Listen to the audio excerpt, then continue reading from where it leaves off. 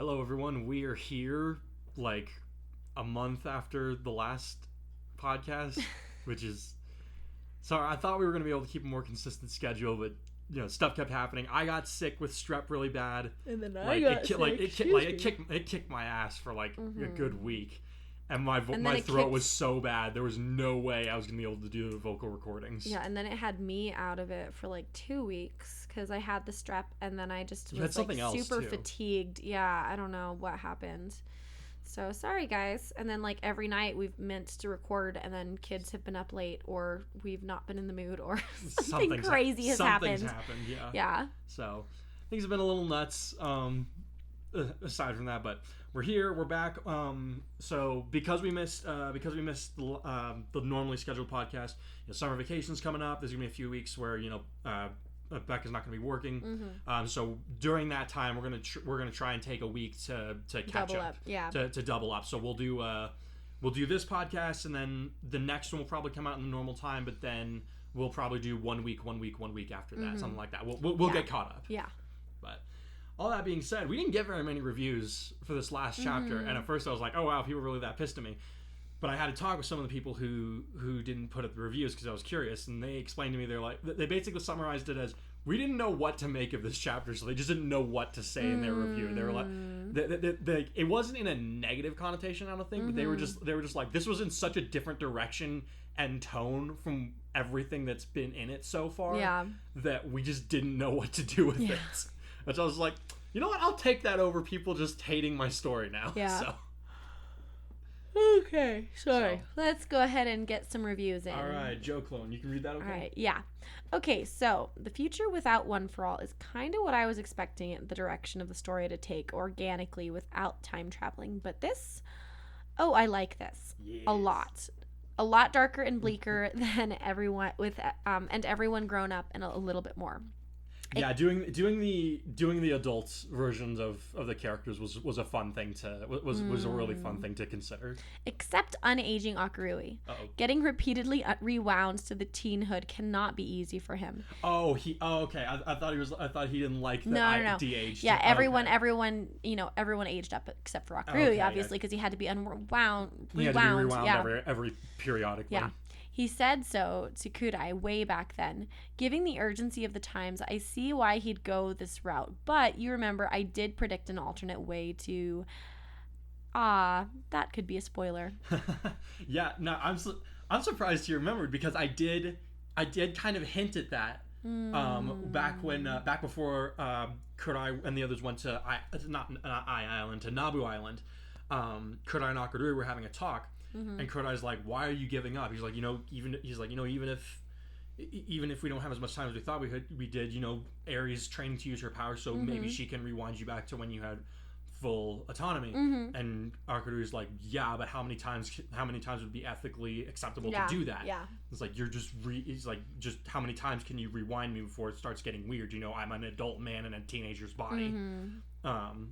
So yeah, I did. I like that somebody was able to put that callback, because I wanted that idea to sit in people's heads. It's like, even if he could do this, he wouldn't be comfortable with it. Yeah. So Eri is Lemillion with an A for La, while Togata is Lemillion with an E for Le. A little Spanish versus French particle play, I believe. You are correct. I took both Spanish and French while I was in school, so they finally came in handy for something. Oh man. Kudos for going that far. I didn't see it coming. The scene at the beginning with everyone learning about One for All was necessary, not only for the plot, but also to showcase how different Kudai is toward everyone now. I just hope nobody tries anything around him, because without context, I can see some class clowns calling him Ice King because of the white hair and cold demeanor now. Oh. Weiss would totally take offense to that for him. Oh man, you're right. That's just me imagining stuff, though. The scene was great, especially liked when Izuku stepped forward to explain his piece. I honestly didn't consider that. Like Yeah, there's probably going to be some people who are going to mock him for his new appearance, which is stupid. But, you know, people make fun of stupid stuff all the time. Yeah. But, oh, man. I might have to use that. Oh, that's good. That's good. Correct me if I'm wrong, but in this timeline, Deku hasn't met any of the vestiges yet, has he? Yes, he has. Oh, he has? Okay. Yeah, he had that dream about them where One for All accidentally activated and he broke his window while he was asleep. So he had that. And then when the fifth quirk manifested, he did talk to the vestiges very briefly. Okay. But that was about the only time that he talked to them in this version. Got it. He would have been in the Class B. He would have been in Class B fight if not for that kiss. Oh my gosh. So when Eri gets to that part, it'll be new information for everyone? I'm down. So no, the vestiges have been... The vestiges have been explained to, you know, the people who were already in the know. So that's Deku, Bakugo, All Might, Kurai, Mina, and Uraraka in this canon. So it's a handful of people who do know. Okay. But yeah, most of the rest of the class wouldn't know about that. They'll have to be filled in later. Okay. Now that the dust has settled, I do want to say that you have never lost me on Kudai coming back. Okay. It was very good, really. I think we just needed a while to get it down on our systems. This chapter gives a very good reason to revive him, or at least to start an explanation as to why that's what I think I needed. Okay. Hope you're doing well and staying healthy, and I'll see you next time. Thanks. I hope we're staying healthy too, because we're tired of being sick. Yeah. Thank you, buddy. Yeah, I honestly, I kind of wish that I could have given a tangible reason for why he needed to be brought back sooner than this, but I couldn't find a way to make it work. Honestly, like her showing up and saying, "Hey, guess what? I can bring him back to life." That would have been treated with so much suspicion that people would have just like, you know, they know at this point from interrogating Kurogiri that they use corpses to make Nomu. And, you know, so if there's even a chance that a villain could get a villain associated with the League or the Meta Liberation Front, there's even a chance that they could get their hands on Kurai's body, they have to assume that they would take it. So any outsider would have to be treated with extreme suspicion in this scenario. There was just no way that Eri was going to be able to make it there. Therefore, I had no real way of saying that this is what the story needed without just... No, sometimes you just gotta... I had to keep some suspense in there. Yeah, that's the thing. Sometimes... If I just explained the whole thing ahead of time, it wouldn't have... There would have been no narrative hook. Sorry, you were going to say? No, it's okay. I'll poke you. Sometimes you just gotta let things go unexplained for a little while. So it's okay to be confused. Yeah. I don't know. I'm trying to think of a story where that's done well. Well, you figure things out because you're smart. I don't figure things out, so that's 90% of me reading. That's more normal people reading. I wonder what that means. I'm going to keep reading so I find out. Like, most of us aren't super analytical like you and everybody else on this site. I would like to think that I'm not stupid and that I'm normal. You're not. But, like, I want to say, like, this is less true because I have these exercises with you, but more often than not, when I'm reading a story, I genuinely don't know what's going to happen next. Like, I can kind of predict it, but generally people read things to, like, find out what happens next. Instead of trying to guess in advance. Yeah. I don't do it on purpose. My brain just works that way. I know. But, I mean, for me, it's like, it's okay for your readers to be confused for a little while. It's all right. They're gonna live. I know we are in the era of instant gratification and 5-second attention spans due to TikTok, but that's the beauty of the art. Like that's one of the that's one of the reasons I've written the story the way that I have, is like I want slow burns. I want delayed gratification.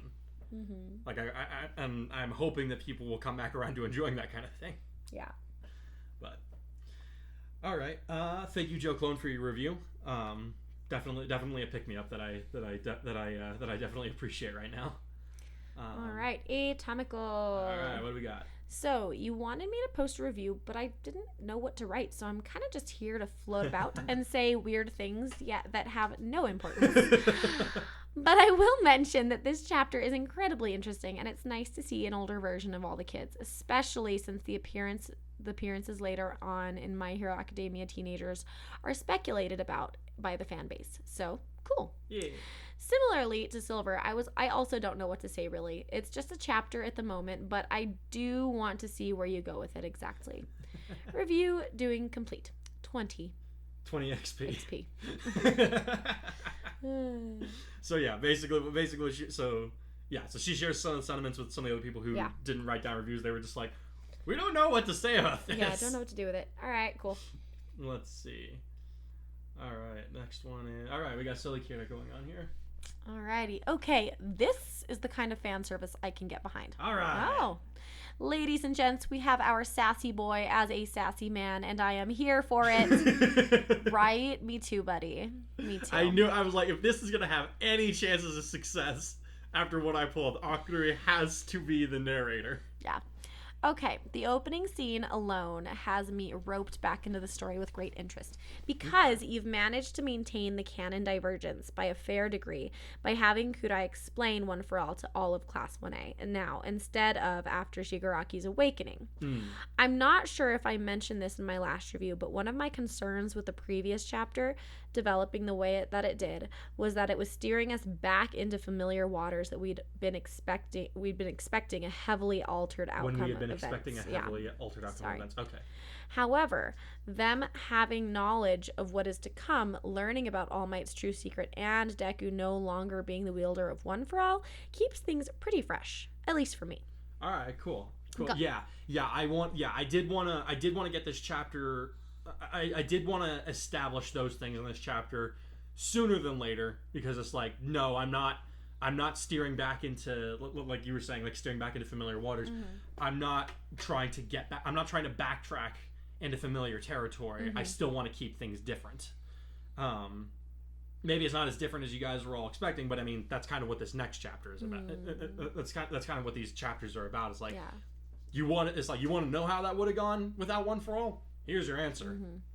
Gotta say, I was not expecting Deku to be one of the people who died in the future. I'm not sure if you were trying to go out of your way for shock factor with that one, but in this case, given the circumstances, I can easily see things playing out in that manner, so I won't criticize your choice on the topic. Yeah, honestly, it wasn't a shock factor thing. It just felt like what would have happened to me. Like he would have done good. He would have I think he would have done very good for a while, but the quirk that he had was one of the ones that Shigaraki would have wanted the most, so he would have done everything he could do. And with the situation that they were in the future, he was gonna get it sooner or later. Yeah. I will say that having Bakugo being the newest leader of the Alliance is very fitting, and your handling of his temperament as an adult feels right on point to me. Yes. He's still loud and determined, but not to the point where people can barely stand to work with him, much less take orders. Yeah. I think we went over over that quite a bit the last podcast, but he's a veteran at this point. He knows what needs to get done.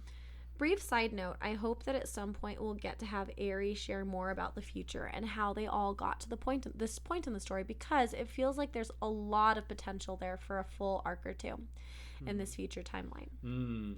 I think she's probably only telling them the bare necessities so the present day people understand the situation. But man, I would love to see the story fully developed, whether as a segue to the arc of the story or as its own standalone. I am gonna. You've mentioned doing that. Yeah, if I've alluded to it before, I'll confirm it now. There's going to be an arc where we get you're not gonna get a novel's worth of stuff. It's not gonna be right now, and it's not gonna be a novel's worth of stuff about what happened in the future. But we are gonna get a more comprehensive look at what happened from point A to B. Cool. Back to the story itself. Bringing in Yorashi and Kota was a brilliant move, if I may say so. It's really easy to forget sometimes that just because Class 1A houses the main characters, they're not the only competent heroes running about by now.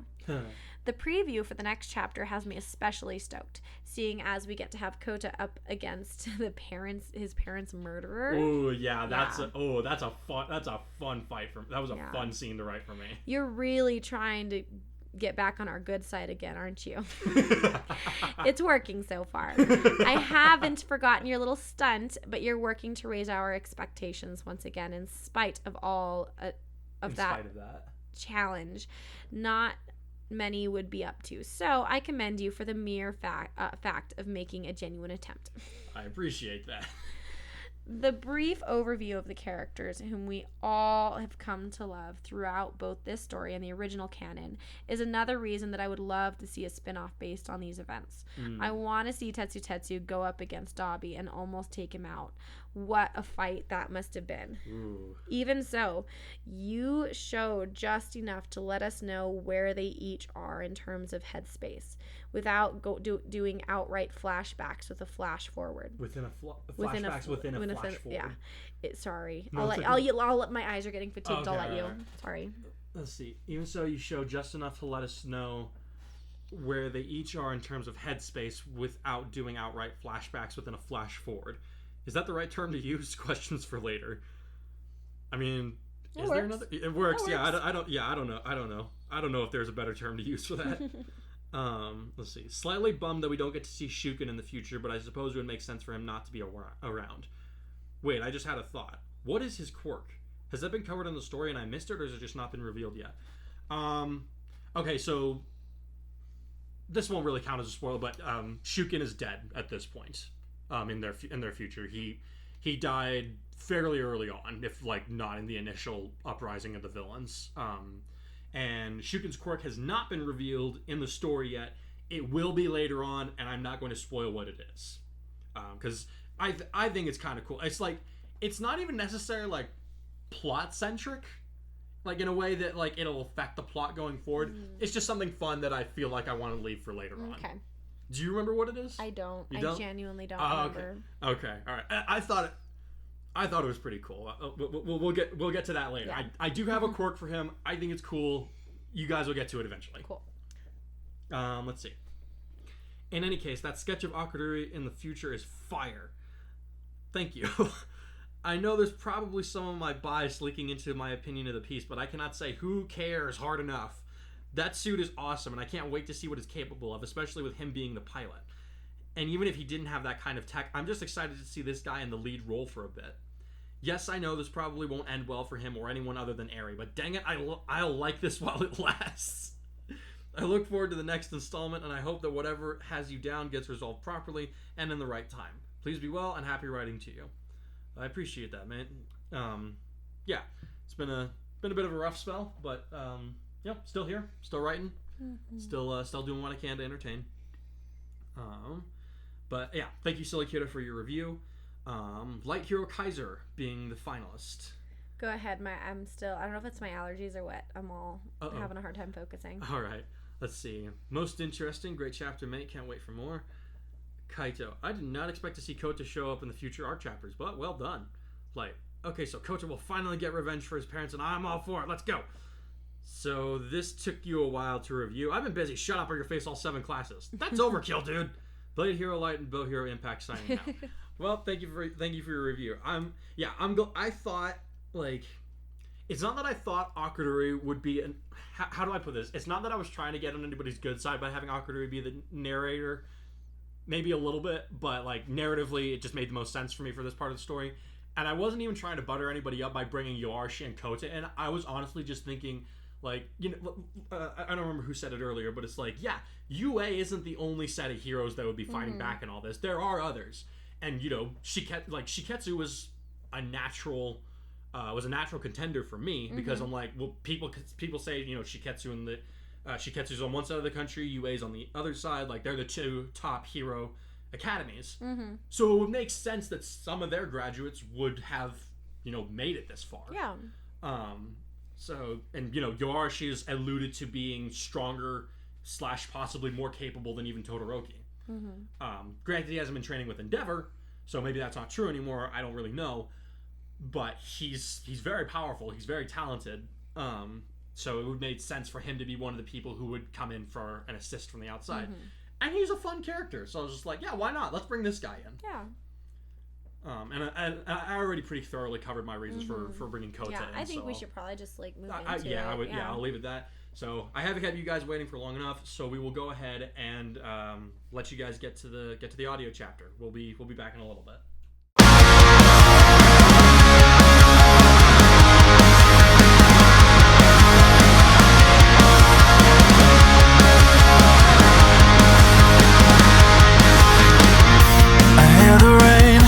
Start to fall as it turns to a pour. We're here again in this storm, but we've been here before. I see the street signs warning, telling me that I have no other place I could go. Feel like I'm stuck in motion, can't find balance. I'm living in a funny throw. Everything is nothing like before. I've tried to hold it together.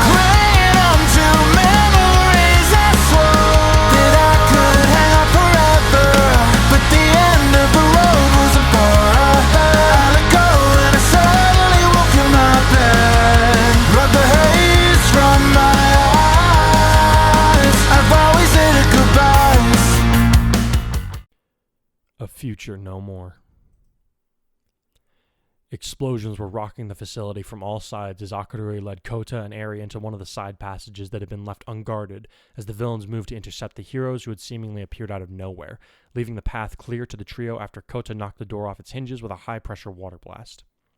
Without hesitation, Akadori dashed down the hall, backed a sharp left at the first intersection, the two young heroes hot on his heels.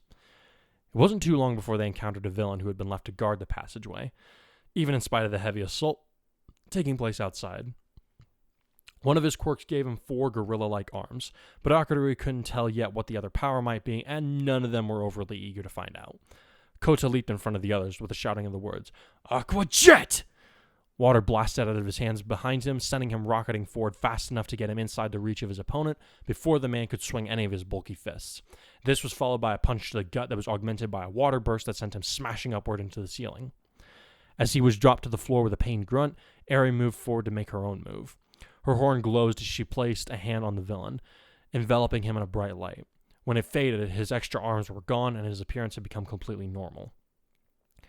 "All right, he's powerless," she informed the others, which led to them making a break for it down their chosen path once again. She had trained hard for several years, and as a result, she had learned how to rewind certain aspects of living beings instead of the entire organism if she so chose, one such ability being able to revert a person into a state of quirklessness. If it bothered her that she had mastered the ability that Chisaki had cultivated from her blood as a child, she never said a word on the matter. The trio did not run into any more villains on their way to the vault, but Akadori had to keep them from tripping several dozen traps along the way. In spite of this, Kota decided to ask, "Don't you think it's weird that we haven't seen anyone since Forearms back there?" "Not especially," Akadori muttered as he used a few nanites to infect and disable a sensor that would respond to a pressure plate not 2 feet in front of them. "There's so many traps in here it would be difficult for anyone to fight, including the villains." "Since when does Shigaraki take his men's safety into consideration?" Kota scoffed while Eri kept an eye out for any approaching enemies. "Since he risks damaging a vault full of irreplaceable quirks," Akadori answered as he stood up, his work done. "Besides which, I'm expecting at least 1 or 2 more guards before we send into the storage area, and that their powers will be no joke." He's not stupid. Arrogant to the point of predictability, yes, but not unintelligent. He beckoned his comrades to follow him as he stepped past the now defective trap. "Any guesses as to who he'd have guarding something so important?" Eri asked as Kota blasted a turret that popped out of the wall into scrap metal without even blinking. "No, but I imagine we'll find out in a moment," Akadori answered as he glanced down at his wrist, which had a miniature hologram of the fortress on it. A few minutes after breaking in, he had managed to find a terminal to extract the data that he needed for their mission to succeed. He had also sent a copy of the map to the other heroes, but he gathered they were still too busy to respond, given the rumbling floor and explosions they could hear in the background. "Are we almost there?" Eri asked. "Next right, and there aren't any traps listed on the schematics." The young man nodded grimly. "Doesn't mean there aren't any," Kota pointed out. "I know." "What's the plan?" There's a pair of life support capsules around the corner, but if I'm reading this correctly, they're not for any kind of Nomu we've seen before. Akadori said in a low tone as they approached the aforementioned corner.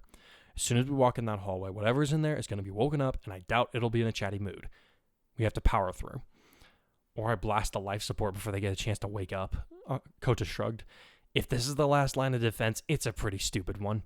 Like I said before, Shigaraki isn't totally stupid, and the doctor is sharper than most, Akadori grumbled. If it weren't for my quirk, I'd say he's the next smartest person I know after All for One and Melissa's shield. What's your point? Not only are those life support capsules unlike any design I've ever seen these guys use before, the materials used to construct them are on par with things like Ingenium's metal, which, if you recall, was able to withstand the full force of my brother's quirk for extended periods of time. The last Hogosha said as he turned a baleful eye on the watery hero. You think your quirk can blast something like that? Is there some way your nanotech could keep them from waking up? Eri asked before them could start arguing. I wish, Akadori muttered. Any sort of tampering, even with tech like mine, whatever's inside will be released. And without any idea what their powers are, our best bet is to get in close and have you rewind them.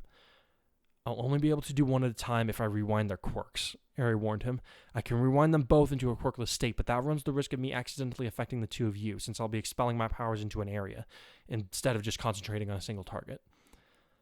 Then we'll do our best to restrain them so you can use rewind individually, Akadori decided before he walked around the corner, his nanites spreading across his body as he did until he was clad in a blue suit with orange trim that bore a vague resemblance to a humanoid dragon, complete with scales and claws. The two teenagers took a moment to be impressed before they followed their group leader, having heard an alarm blaring from where the capsules were supposed to be. Akadori had stopped about halfway down the hall as steam filled the air while the two capsules' doors slammed upward, allowing two figures to clamber out without the dizziness and fatigue that one normally could expect after being woken up from technologically induced comas. Finally! A hearty voice said from within the steam, a voice that caused Kota to halt in place with wide eyes. I don't know how long it's been out, but I know it's been way too long since I got to kill something. As long as I get some of their blood once you're done, I don't mind watching. A girl's voice added, followed by a sinister giggling that made Akadori's scalp prickle. Even for Shigaraki, this is going too far, Eri murmured in a trembling voice. You're telling me, he muttered as Himiko Toga stepped out of the steam with a bright-eyed smile that she quickly fixed on Akadori. I thought we'd seen the end of this after Mina wasted that nutcase while you guys rescued me from Dabi. I guess this confirms your theories on Shigaraki's attempts to create more Nomu advanced beyond even the high end, Kota added as he clenched his fists, water ready to fly at the first hint of trouble. After learning the extent of Akadori's torment at the hands of Shigaraki's lieutenants, Mina had flown into a rage that her friends had only seen once before, the day she mutilated Switch. Unfortunately for Toga, time had not been kind to Acid Queen's temperament, which had resulted in a fight where the blood-sucking fiend was reduced to a pile of bloodied goop and acid. Her body's destruction had been so complete, they had been sure they would never be bothered by the shapeshifter again. Evidently, Shigaraki valued the woman's capabilities too much to allow her to rest even now. The Hogosha's best guess was that whatever was standing in front of them, be it some kind of new Nomu or even a clone, she would be even deadlier than the crazed woman had been in her prime. Akadori, dear, is that you? Toga now asked as she noticed his glare, ignoring the younger heroes and tilting her head with her smile widening. It is you, isn't it? I'm so glad to see you again.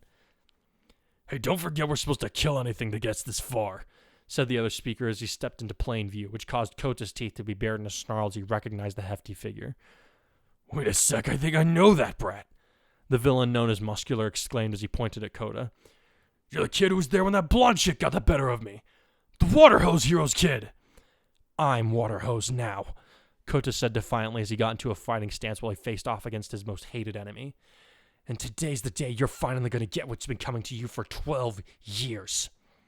Unlike Toga, the heroes had no record of Muscular having been killed in battle, only that he had disappeared about 3 months ago without any explanation. Akadori had suspected that he was finally being augmented in some way for the front, but had been unable to find solid proof. Now it seemed like those suppositions were being confirmed, and the timing was far from ideal given his current roster.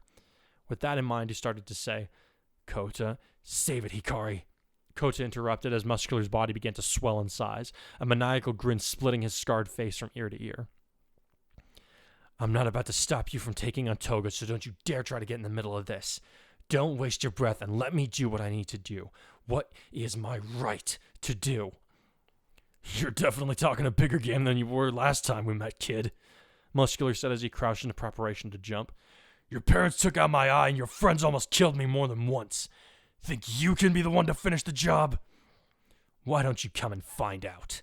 Kota replied in a dark tone as his eyes burned with hatred for the massive villain, water already swirling in his hands. That was all the invitation the Muscular needed to leap over the heads of Eri and Akadori and head straight for Kota, who immediately beat a retreat down the hallway they had come from. Where are you going, brat? Catch me if you can! Kota shot back as he disappeared from his friend's line of sight. Muscular let out a delighted howl as he barreled after his prey, eager to shed blood for the first time in what felt like years. Eri and Akadori couldn't afford to pay much attention to them, though. Akadori was eyeing Toga warily from behind the orange, jewel-like eyes of his nanosuit, while his teammate hung back, waiting for an opportunity to strike at their enemy. In an effort to keep her attention focused on him, Akadori asked Toga, How'd you come back like this? What is Shigaraki playing at? You should really take a girl out to dinner before you start asking such personal questions, Toga giggled. In spite of the fact that she was well past the appropriate age to get away with it, she apparently still preferred to dress up in the school outfit of her high school years, though she was noticeably lacking in her usual weapons choices. In fact, Akadori didn't see a single blade on her, nor did his suit's sensors detect any metal on her person. She lives for making people bleed out, though, he thought as he flexed his claws on his fingers. How's she going to do that without a weapon? Seeing the movement from his hands, Toga let out an excited squeal before she said, Aw, Akadori dear, you didn't have to try so hard to match me. What? We're so in sync. She laughed as she held up her right hand, her nails suddenly sprouting 5-inch diamond claws. I think mine look a lot prettier, though, wouldn't you agree? Shigaraki must have given her another quirk, Eri surmised as she eyed the woman with a new degree of wariness. Hopefully it was just the one. Wow, Eri, I hardly recognized you, Toga chirped as she finally seemed to take notice of the young heroine. I wonder if you still bleed as much as you used to. She settled into a slight crouch as she added in a softer tone. Only one way to find out, but I'll have to wait on you until after Akadori and I have been properly reacquainted. You don't mind waiting, do you? Before Eri could give an answer, a blur of blue smashed into Toga's stomach, sending her reeling while she coughed up blood. I mind, Akadori growled as he lowered his leg, having felt that he'd tolerated enough insanity for one day. To Eri, he quickly added over his shoulder, Even if she looks human, she's probably got powers on par with an advanced Nomu, more than just 2 quirks. And here's hoping super regeneration wasn't one of them. Oh, look at it, Toga said as she wiped at her mouth and stared at the blood on her sleeve. It's so pretty. And it's such a good way to get to know the people you like, right, Akadori dear? Spilling your guts to each other? She dashed forward with surprising swiftness given the injury she had just received, her claws aiming to swipe at his throat. Come on, sharing is caring. You're welcome to keep to yourself this time. Akadori yelped as he intercepted her attack by seizing her wrist in a vice grip that halted her momentum. Toga responded by displaying her trademark flexibility and evasive maneuvering to slip out of his grip and get behind him with her claws held to his throat. Ugh, crap baskets. Guess I was right about Nomu equivalent healing capabilities. You know, you smell like your brother, Toga whispered in his ear, causing him to shudder. I remember the first night I saw him. He was the most handsome boy I'd ever seen, covered in beautiful red. You remind me of him so much, especially after Dabi let me get to know you. Do you remember our time together, Akadori dear? Hard to forget, he replied with a slight growl in his throat. During his time as the front's prisoner, he had been personally subjected to interrogations by Dabi in an effort to learn more about the Hero Alliance, but he never cracked. Once he realized that his methods were getting him nowhere, the Son of Endeavor had called upon one of his more unhinged comrades to try and wrest the information out of him. And when she was in the interrogation room, it became less of a struggle for Akadori to keep his secrets than it was just to maintain his sanity. Toga was creative and obsessive with the thought of getting to see his blood poured out on his skin, and on more than one occasion, Dabi or the doctor had been forced to step in with a healing Nomu to keep him from actually bleeding to death. However, it wasn't just the fact that she had cut him up so many times that still haunted him, even in spite of the scars that he still bore as a testament to his survival. When she became especially frustrated by his reticence, Toga would use his body however she chose in order to satisfy darker than even bloodletting.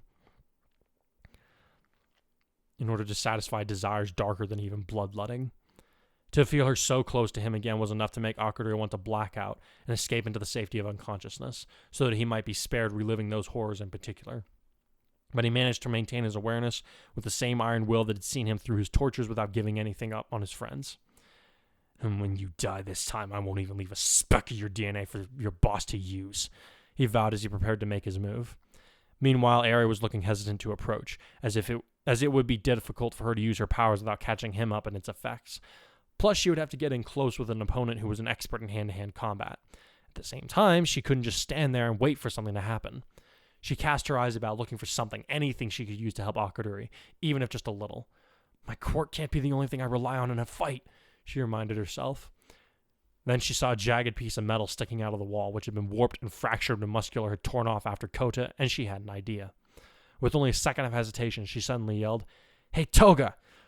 The blonde woman's deranged gaze twitched over as she drew back her hand and added, "How's this for bleeding?" She then slapped the distorted wall, hardly even flinching when the metal bit into her flesh, spraying her blood across the hall. Oh! Toga let out a delighted gasp, and for just a second, her grip on Akadori slackened. That was all the time he needed to yank on her arm and upend her so that she landed flat on her back in front of him, the breath being driven out of her lungs so that it would take even her a moment to recover. Something that Akadori had no intention of letting her have. The nanites covering his face retracted so that she could see the animalistic, murderous fury that had infected his eyes before he slammed a clawed hand over her face, cutting into her cheeks with his claws as he did. "Aerie, look away," he ordered as some of the nanites from his arm snaked across Toga's body and pinned her securely to the ground so that any movement would effectively strangle her. The heroine, who had been using her quirk to rewind her damaged hand, looked at him askance as she saw his transformed face. "What are you going to do?"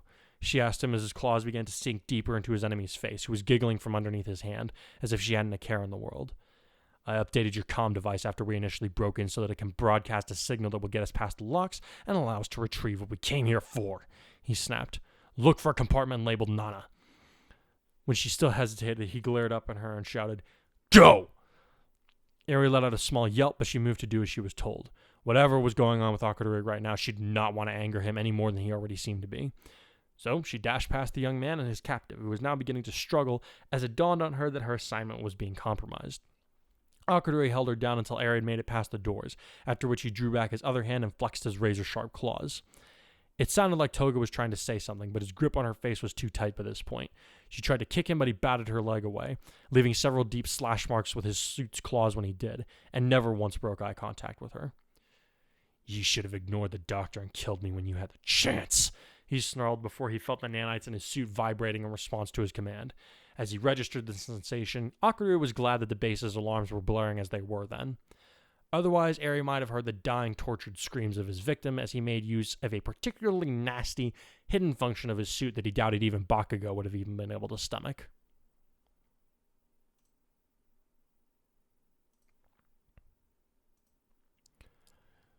"Stop flying around, you stupid brat!" Muscular shouted as he swung at Kota, who used a geyser from his hands to send him rocketing upward, out of the reach of the villain's huge arms. "Right, like I'm just going to stand there and let you pulp me." "Why not?" Muscular asked with a nasty grin on his face. "It's what your parents did." "You think I'll fall for a taunt like that?" Kota snapped as he stopped his ascent right before he would have hit his head on the ceiling. "I'm not the same kid you tried to kill last time." The two of them had crashed into the garage, where there were multiple armed vehicles and even a tank parked inside. Of course, a fair number of them had been destroyed as their fight had progressed, but neither combatants cared over much. "Nah, you're definitely more like that Midoriya guy," Muscular agreed. "But unlike him, you don't have any friends coming to help you, when your power isn't enough." "Bold of you to assume I don't have the power I need," Kota countered before he began to descend headfirst toward Muscular, the water spraying from behind his hands, now whirling around his body to transform him into a watery torpedo. The villain laughed again and shouted, "That's more like it! Show me your blood!" "Pacific Smash!" Kota screamed as his attack slammed into Muscular, checking the massive villain's fist in place and causing him to grunt in surprise when he couldn't make contact with his younger opponent. "What the... For the cause! From my mom and dad!" Kota shouted as the water surged forward, still whirling at vicious speeds to strike Muscular. "You've said your last drop of blood!" The water cut into Muscular's massive body, shearing through his muscle fibers and tendons that had been exposed to render the man's motor control absolutely useless by the time Kota had shot past the villain and skidded to a stop against the tank. He turned back to see a Muscular had fallen, only to have his eyes widen as the huge villain laughed mockingly, while turning around to face the young hero again. Not bad, kid. He chuckled as his body began to knit itself back together. If your parents had thought of that 10 years ago, I would have been toast. But thanks to Shigaraki, my body can regenerate fast enough my own power doesn't even hurt me anymore. Regeneration, huh? Kota muttered as he got to his feet. Good thing my teachers trained me to move with contingencies in mind then. He held up a palm to face Muscular, who suddenly halted in place, a contorted look of pain on his face. What the hell? The big man strained even harder to move his body, but he couldn't seem to make it happen, and the more he struggled, the more it hurt. Did you get another quirk too? Is that it? Hardly, Kota said coldly. This is my power alone, and I've been saving this move just for you, in the event that we ever crossed paths.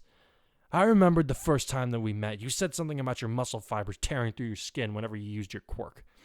I also remembered that once Firecracker was able to break apart the muscles in your arm, you were vulnerable to a direct impact in your chest. So what? So when I hit you with all that water and tore apart your muscles, I made sure that it didn't go to waste. Kota answered as he fixed his enemy in place with a dark smile. I can't control other liquids unless the water I produce from my body comes into direct contact and mixes with it first. But since your quirk and my attack left your entry points so exposed, it was easy for me to mix my water into your bloodstream, which means... Before the villain could ask what he meant, his body began to swell, even larger than what his quirk normally did to him, and it was incredibly painful. He couldn't even speak as his tongue had swelled up inside of his mouth, cutting off his airway enough to make him choke. Kota kept his hand in place as he continued to manipulate the blood inside of the man who had made his childhood into an empty hell with the death of his parents. He let the swelling continue until the man's face began to split apart before he growled, You're done, Muscular. He clenched his fist and painted the cars behind his enemy in a dark scarlet.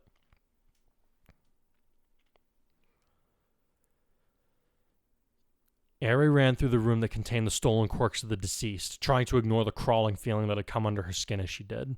She spotted a computer terminal quickly enough and held her wrist over it as she tapped 3 buttons that Akururi had shown her to use when he had given her the equipment for the mission at hand. The terminal flashed to life and immediately began to blur through hundreds of panels on information as the program Akururi had written sought out their goal. It only took a few seconds for the right file to be found, but with the explosions thundering around her and shaking the facility, as well as the thought that there might be more villains on the way to kill her and her friends, it felt like an eternity. As soon as the screen stopped moving and showed the file labeled Nana, she hit another button on her wristband which would order the computer to produce the desired quirk. She turned around when she heard a beeping sound coming from her left and saw one of the compartments on the wall sliding out, so she made a run for it, not wanting to waste even a second of the time being bought for the sake of this mission. She half expected the compartment to be empty, which would confirm her suspicions that this whole thing was a trap.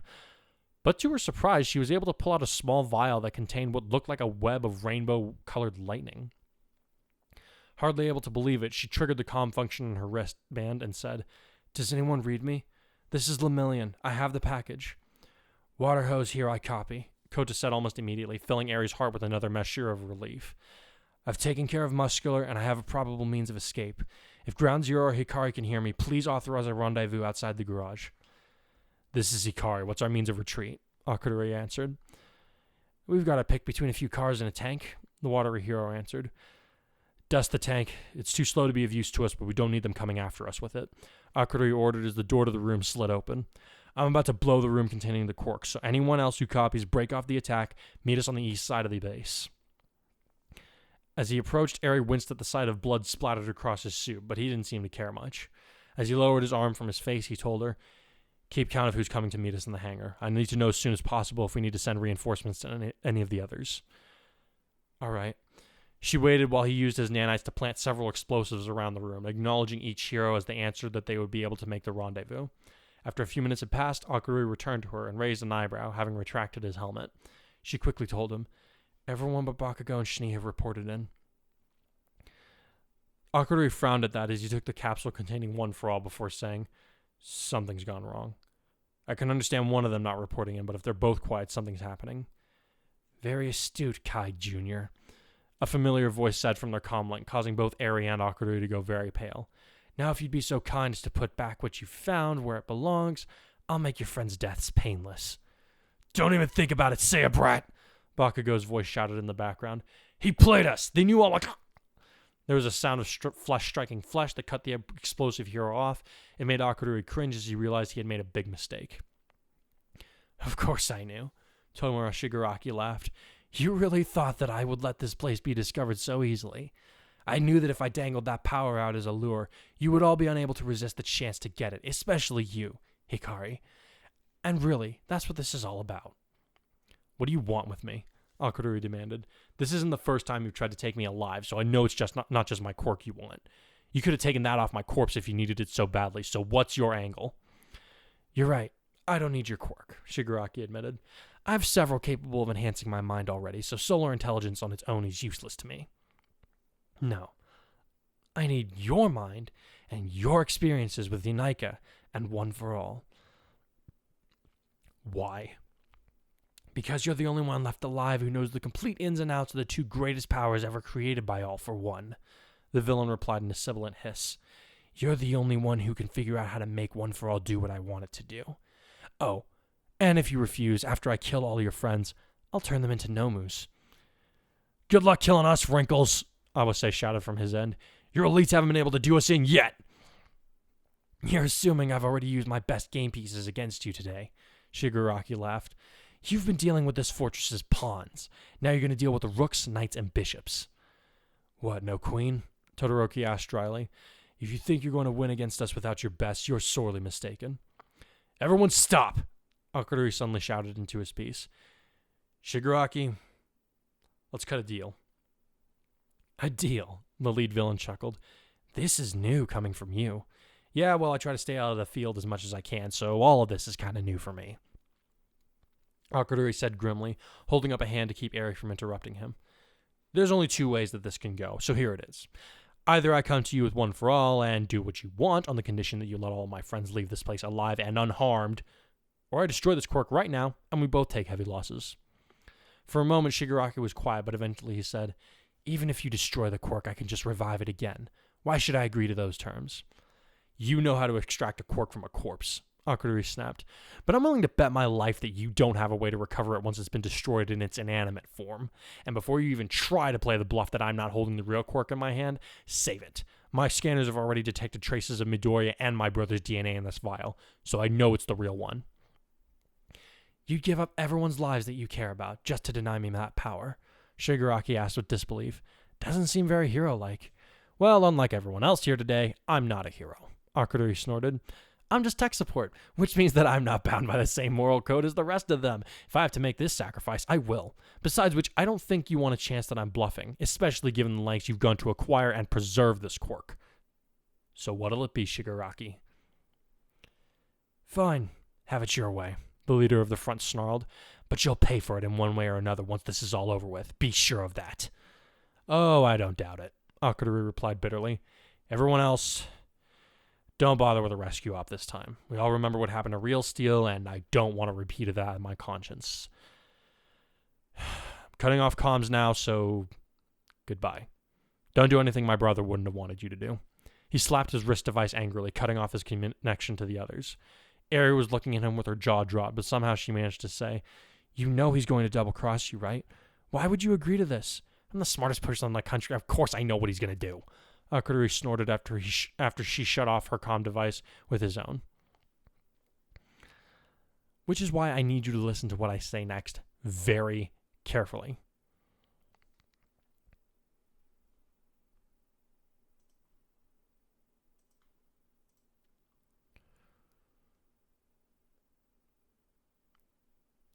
Akudori walked into the wing of the fortress where Bakugo and Weiss had gone with his hands held up and his nanotech stored in his bracelets. His breaths were shaky and his heart was pounding, but he continued on, knowing that this was what he had to do. If you're watching this, could I help me do the right thing, like you would have? He thought as he turned a corner that had been blackened by an explosion. I wonder, did you feel like this when the time came? He stopped when he saw Shigaraki standing slightly behind and between a beaten Bakugo and unconscious Weiss. They're alive, as per our agreement, the leader of the villains said in a calm tone. My pieces are standing by the hangar, ready to drop it on your friends the second you try to double-cross me. Bakugo was gagged and he was glaring at the younger Hikari, but he ignored him for the time being. I may not be a hero, but I keep my word where it concerns my friends, Akudori replied in a similar tone. Weren't you just saying a minute ago that you'd sacrifice all of them in order to rob me of what's mine? The villain asked with narrowed eyes. I can do it if it's necessary, but I don't think that it is, in this case, Akudori shrugged. I may have to do your work today, but as long as they're out there and alive, I know they'll figure out a way to stop you. Even if it takes 1,000 years, another All Might or Deku or Kai will rise up to end your tyranny. We may not be the fire that reduces you to ash, but as long as they carry the spark, my own life is inconsequential. Yes, it is of no consequence, Shigaraki agreed with his hideous smile. But you're also wrong, Hikari. I've grown beyond even the strength of my master, to heights where no one else can ever go. No matter how much time passes, no matter what heroes come to challenge me, my world has come to stay. If that's true, why do you fear this so much? Akudori asked as he pulled the requested vial out of its pocket.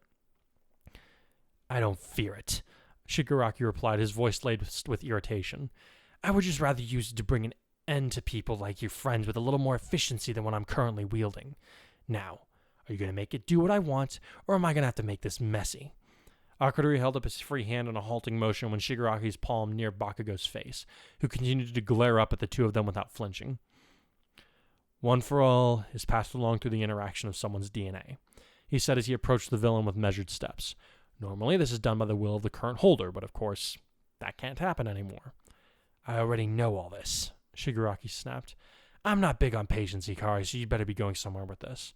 Oh, I am. Akudori nodded as he came to a few feet away from the villain, just outside of his arm's reach. The DNA is the key. Because everyone you've tried to inject it with has no blood relation to Kurai, the Quirk won't accept them due to their alien presence. Unfortunately, that means my genetic code is probably the only one that the Quirk will recognize and assimilate. And how does that help you here? Shigaraki demanded as he narrowed his eyes at the younger man. You think that'll just let you take the power without bringing consequences down on your friends? I didn't say that I had to take the Quirk, just that my DNA needed to assimilate it first. Akudori replied as a stream of nanites congealed in his hand to form a syringe, which he then jabbed into his left arm with a grunt. As the small tube began to fill up with his blood, he went on to say, Mix one for all with my blood, and then inject it into yourself. The blood will be assimilated into your body, and the Quirk along with it. With that, he pulled the syringe out and put it in the same hand that was holding the other vial. When Shigaraki reached for it, however, Akudori's gauntlet reappeared around his hand, and he said in a warning tone, Send Bakugo and Shinji to the others first. I know you have portal quirks that can accomplish that easily enough. Once they're safely through, I'll hand these over. Try to take it by force, and one for all goes away forever. Shigaraki hissed with displeasure, but he conjured a portal beneath each of the heroes and dropped them through. There, happy? Maybe, the younger man answered. I did kill that Toga Nomu, or whatever the hell it was, so I'd call it the start of a good day. Lemillion, you read me? At the last part, he spoke into his wrist comm. I read you, Ares' voice replied. Ground Zero and Mirtanaster just dropped in on us. Good. Akudori nodded even though she couldn't see him. Haul ass all of you and don't come back. Tell Bakugo he can have all my stuff. He cut off the channel before the heroine could make a reply and retracted his gauntlet to show Shigaraki that he wasn't going to try anything. Smart move, kid. The pale man chuckled as he held out his hand. Now hand them over. And if this doesn't work, I'm going to kill you last. Don't worry. Akudori deadpanned as he tossed the requested items to the other man. We Hikari seem to have a bad habit of dying before all of our friends. Just place the nano syringe against the vial. The bots will take care of the rest. Shigaraki moved to do as he was instructed, his crimson eyes glowing with delight as he beheld the power to finally rid the world of its last heroes. The blood that Akudori had given was slowly funneled into the other vial through a minuscule opening made by the nanites that would also keep the Quirk inside from being let out. As it began to mix, the sparks of lightning contained inside the cube started to take on a scarlet hue, deepening into an ominous maroon by the time the last of the blood had been absorbed. At long last, the man cackled as he tossed aside the nano syringe. All for one, and one for all. A small needle sprouted from one end of the tube, and he jammed it into his leg, his laughter building in pitch and volume until he was full-on shrieking with laughter. Stupid move, dipshit, Akudori said in a deadpan. Huh? The Quirk may move the transfer of DNA, but if the vestiges inside of the power don't like you, then there's nothing to be done, the younger man said with a dry smile decorating his lips. Also, I'm guessing you didn't have very good parents. You should know better than to inject yourself with something given to you by a stranger. Shigaraki tried to step forward and disintegrate his enemy, only to feel his body suddenly stiffen up and leave him sprawled on a heap in the floor. What? The hell is this? He could barely grunt out. You assimilated the quirk in that vial with my DNA, which means that I'm technically its new owner, even if I can't control it, seeing it was never introduced to my body directly. On the other hand, since it works automatically based on foreign blood samples, this turned out quite nicely for me. Foreign blood samples? Shigaraki grunted, his eyes whitening with outrage. You insolent little... You didn't! Oh, but I did. Akuduri smirked as he conjured his gauntlet on his right hand. Blood curdle, courtesy of Stain. Thanks to that power that you just injected yourself with after marking my blood as the primary agent, you're not going anywhere for at least a few minutes.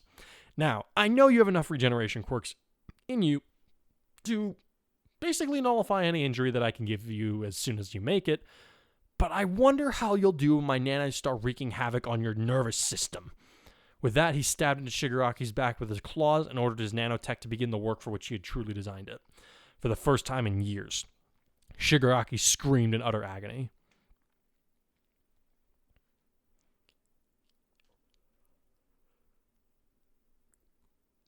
We got what we needed. Bakugo growled his mane and destroyed the last of his bindings. Hikari owes me big time for playing decoy for him. I'm not a punching bag for villains, damn it! We're alive, and that's what matters right now, Weiss reminded him, having been revived by Ares' power only moments ago. Right here, the younger girl said as she held up a vial created by Akuduri's nanites to contain One for All. Hikari said we should wait to try giving it to one of us since once we were back at the base, just in case something goes wrong and we need to extract it again. Then let's get out of here, Kendo said as she started moving towards one of the cars that hadn't been destroyed by Muscular and Kota. However, she was stopped when a blast of azure flames melted it to slag in an instant. You're not going anywhere, a familiar voice called out as the lanky figure walked through the flames. All of you stay back, Shoto declared as he stepped forward. This one is mine. The others knew better than to question him, so they beat a hasty retreat from the hangar, with Yorashi leading the way. Good luck, Todoroki, he called back before the door slammed shut behind them. Shoto, Dabi said with a sinister grin as he gazed upon his enemy with his remaining eye. It's been a while. Sorry about the way the last family reunion turned out. Todoroki's eyes narrowed as he remembered the sight of his siblings and mother being reduced to ash in front of him, and Endeavor's eyes followed soon after by the flame hero himself. Why did you let me live, Toya? He asked as the air began to heat up between them. You could have killed me just as easily as the others. I just felt like it, the elder Todoroki replied with a shrug, stopping his younger sibling cold in his tracks. Seeing this, his grin widened before he added, I had always wanted you to disappear, little Shoto.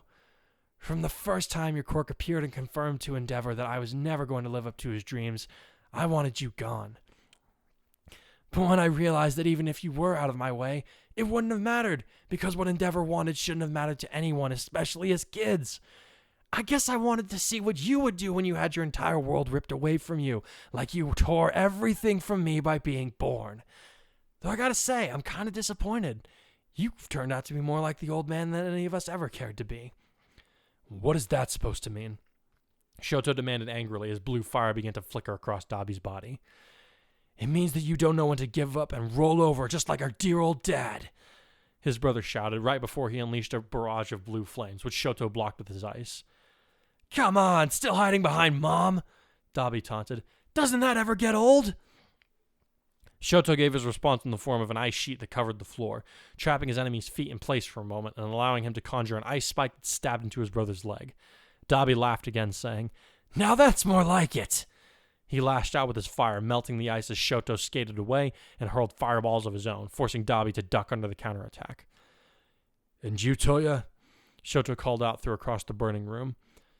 How long are you going to hide behind the scars that Dad gave you? Hide behind? Dabi laughed as he burned his leg wound closed. The real me has emerged from them, Shoto. People think that fires cover your flesh with scars, but it's the scars that really reveal what's underneath. Besides which, I surpassed that old man long ago. That's not really much of a benchmark for either of us at this point, the younger sibling said flatly. I suppose not, the elder sibling smirked. Now, what do you say we get this rematch really going? Trust me, Toya, this isn't going to be much of a match. You're not wrong, little Shoto. The group had to stop a few times for Awase and Weiss to disable the traps that Togata set off, seeing as he could phase through the initial reactions from the fortress defenses. As they ran, Bakugo sent Akarui a message informing him that there had been a change in their exit strategy, but they guessed that he was busy because he didn't answer them. "You're sure he's okay?" Kendo asked Eri, who nodded a couple of times in response. "He explained this plan to me before we split up," she answered. "Right about now, his nanites should be working to disrupt Shigaraki's neurological pathways so he can't use All for One, or any of the quirks that he stole with it. He'll join us once he's finished up there." "Wait, does that mean—" "He's planning to end Shigaraki today," Bakugo grumbled as they turned a corner. "I was going to do it if the creep showed his face, but he said that he'd earned it, seeing as his old man got killed to make sure that his sons would have a shot, plus the 100 other favors we owed him. Pisses me the hell off, but I hate being in people's debt even more." "Such a revelation makes me wonder whether we truly need One for All any longer, should his plan succeed," Tokoyami muttered as the ground began to quake, causing the heroes to all slide to a stop. "What's that?" "Probably Shigaraki's contingency plan," Weiss muttered as she held her rapier in a ready position while the group surrounded Eri in a defensive formation. "Whatever happens, we have to make sure that Eri, Kota, Ashido, and Togata make it out of here." The ground trembled again before Kendo asked, "Why them in particular?" "Eri and Kota because they're the next generation of heroes, and the other two because they're the most likely to be able to use One for All," the regal heroine reminded them briskly. "That quirk is the key to rallying the other heroes under one banner again. With the new All Might leading the charge, we can finally turn this war around, like he did decades ago." "We got your back, Shani." Awase grinned as the most violent shake yet rocked the hallway. "No matter what's going to come crashing through here, we've still got to be plus ultra. Right, guys?" The second that everyone had given their assent, half the wall down the hallway was shattered, forcing Weiss to conjure a repelling hex that sent the debris flying back into the resulting dust cloud. The heroes all braced themselves as they saw a massive shadow lumbering in the dust, at which many of them felt a sense of dread in their guts. "Don't tell me it's that guy," Bakugo growled. "We beat him before, we'll do it again," Mina said confidently as a familiar figure stepped out of the dust, shaking the ground with every step that he took. "Shigaraki's been pulling out all the stops today, so should we really be surprised?" "Everything I do is for the sake of my master," rumbled Gigantomachia. "You die today, heroes." "Your ugly ass lost to us last time, remember?" Bakugo shouted up at the monster. "And if you think we're at the same level of strength that we used to be, you made your last mistake. All of you get the hell out of here. I can't go all out with you extras getting in the way." "Yeah, there's going to be a problem with that." Togata laughed nervously as he nudged Kendo with his elbow so that she would look in the direction they had come from. "What problem?"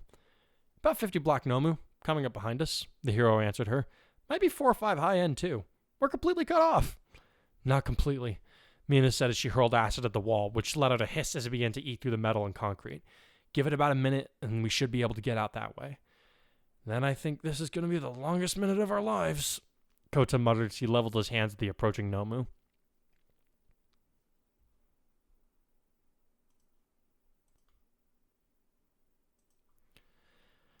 "You've been fighting for the losing side this whole time, Shoto," Dabi said as he held his brother in a chokehold.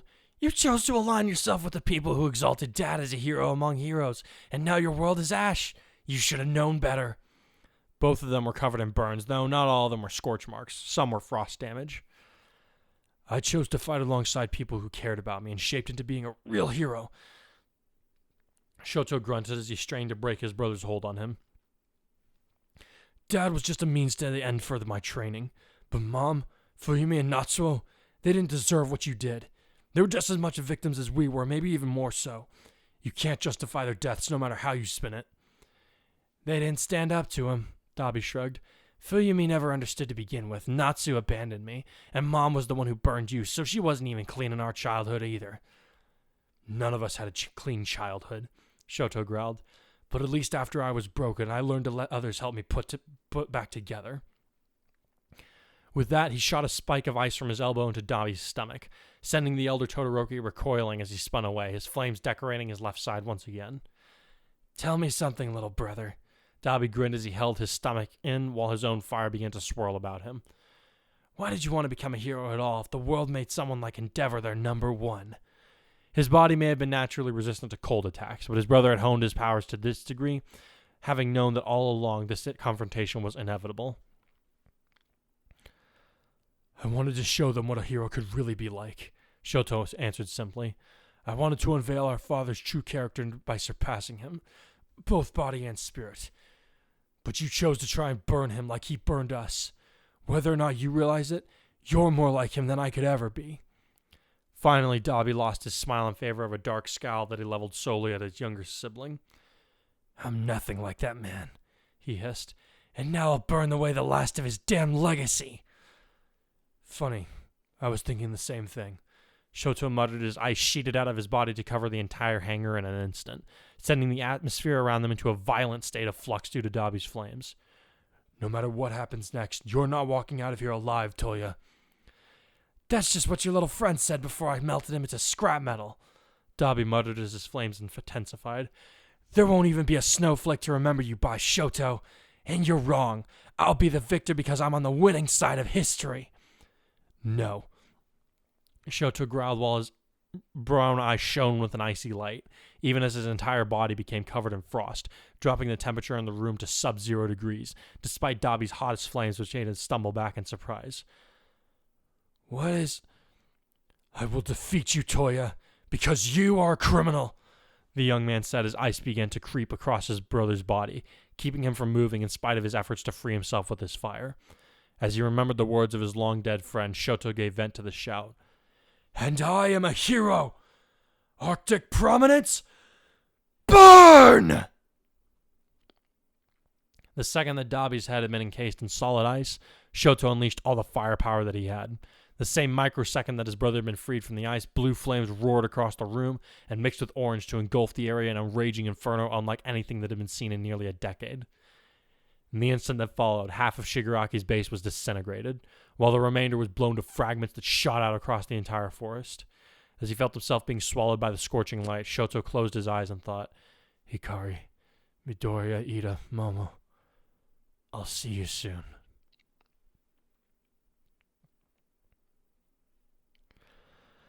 The same blast that destroyed the Todoroki brothers tore apart the battle scene that the heroes had found themselves in, scattering them like wind-blown leaves across the forest.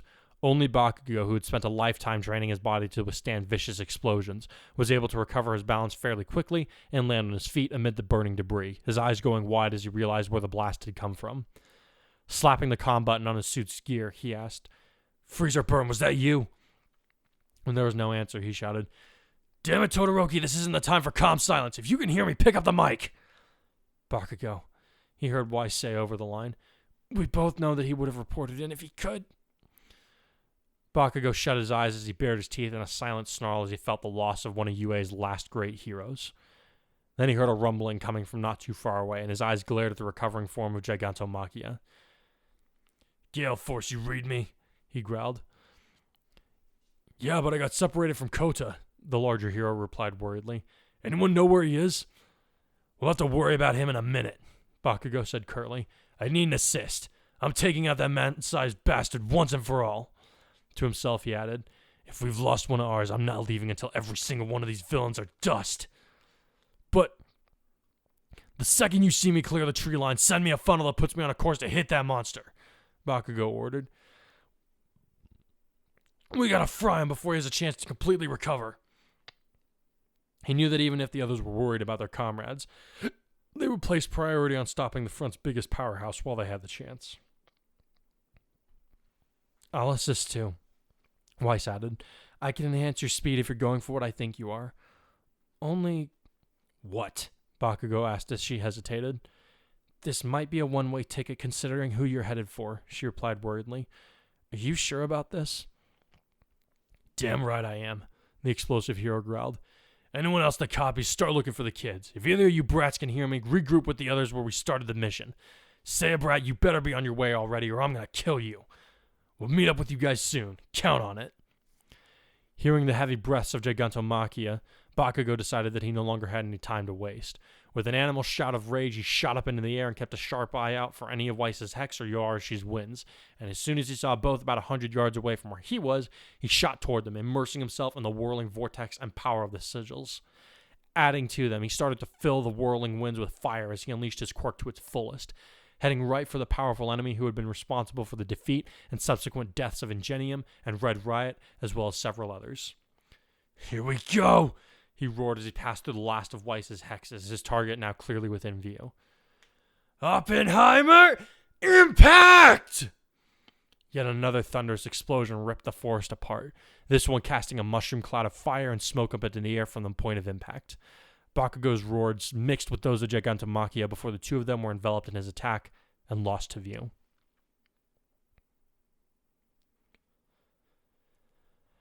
Eri slowly came to, her vision bouncing up and down as the ground beneath her passed, while the sound of someone breathing heavily echoed in her ears. It took her a couple of moments to realize she was being carried over someone's shoulder, and as soon as she made out the connection, she managed to grunt, "What happened?" The mission went way south. Her apparent rescue answered heavily as they continued through the smoking remnants of the forest. "I don't know exactly what happened, but I think Todoroki and Bakugo were responsible for those blasts. The base is just a scorch mark in the forest now." "Kota?" The girl mumbled. "Can you walk on your own?" The boy asked over his shoulder as he began to slow down. "I think so." Kota came to a stop and moved to set her on her feet once she had said so, and it was only then she realized he was bleeding heavily from multiple wounds. "Kota, I've had worse," he grunted as he clutched at his ribs, where the longest cut could be seen. "We need to get moving again so we can meet up with any of the other survivors. Hoping that there are any." "Let me rewind you at least," Eri said as her horn glowed and she placed a hand on her comrade. Within 2 seconds, his wounds were gone and his stamina had been restored. "Thank you," he acknowledged. "Do you still have what we came here for?" "Yes," she answered as she held up her wristband that Akadori had given her. "It's stored within the nanites." "Good, I'd hate for all this to be for nothing," the watery hero muttered as he gestured for her to follow him. "Then you're really about to hate what's coming to you," a hoarse voice snarled, one that made both of the young heroes freeze in place as the speaker appeared before them from within a dark portal. "I accounted for some losses, but you and your friends really pissed me off today," Shigaraki hissed as he tossed a barely recognizable Akadori at their feet. "Little brat almost got me, I give him that. But I'm not about to let myself be killed or crippled by a bug that belongs in a lab. With my transmutation quirk, I can rebuild myself no matter how many nanites you inject me with." Akadori made a light groaning sound which prompted Shigaraki to kick him savagely. "Shut up!" the deranged man shouted at him. "You'll get the rest of what's coming to you, that I promise. But first I'm going to make you watch these kids suffer just like all of your little friends." Both the kids' heads suddenly throbbed as they were assaulted with memories that were not their own. Images of the other heroes' final moments, some of them having been disintegrated in the flames, while the rest were murdered by a combination of Nomu and villains. By the time the onslaught was over, both of them were on their hands and knees with tears running out of their eyes as they realized it was all down to them. Even Togata had been taken out by a Nomu that possessed a phasing quirk similar to his permeation, which allowed it to clash with him no matter what his molecules were doing at that moment. There was no one who could come to save them this time. Eri realized they were all that remained of the UA Hero Alliance, that she was the only remaining hero from their number, and not even a proper one at that. Her world had come crashing down around her again, and this time, there was no hero to lift her out of the ashes of defeat. It's over. As her eyes burned with tears while her body trembled, Shigaraki let out a maniacal laugh and reached out for her head, preparing his decay power as he did. After all, it was still his favorite way to kill people. "You had a good run, but it's game over for you, little heroes," he cackled. That was right before he was hit with a water jet from Kota's hand, sending him reeling with a string of vile curses. "As long as there's one of us left standing, it's never over," he shouted past the lump in his throat. "Deku taught me to persevere no matter how bad things look, and Kai showed everyone that the will of a hero lives beyond their death. Even if I fall here, I will never truly die. The will of the heroes will rise again to challenge you, and next time they'll win. You can't stop that, Shigaraki. Why won't you brats just die already?" Shigaraki screeched as he leaped toward Kota, Endeavor's flames sprouting from his hands to counter Kota's water. "Kota, no!" Eri cried as they were both enveloped in the steam. "Don't worry." Kota laughed past his tears as he waited for the inevitable from within the fog. "It'll all be okay." Then there was a cry of agony, and the forest air was filled only with the sounds of burning rubble and wood. "Kota?" Eri asked timidly, though she already knew there would be no reply. "You know, I think One for All has caused me enough problems," Shigaraki muttered as he walked out of the fog to menace Eri once again. As she fell back on her rear to try and scoot away from him, she became entangled in her cape while the villain added, so I'm going to dust it along with you. End of the line, kid. Not yet. Shigaraki paused in his gait as he looked down to see that Akudori had fastened a grip on his leg and was holding on with a respectable strength given how badly he had been beaten. Like Koda said, it's not over.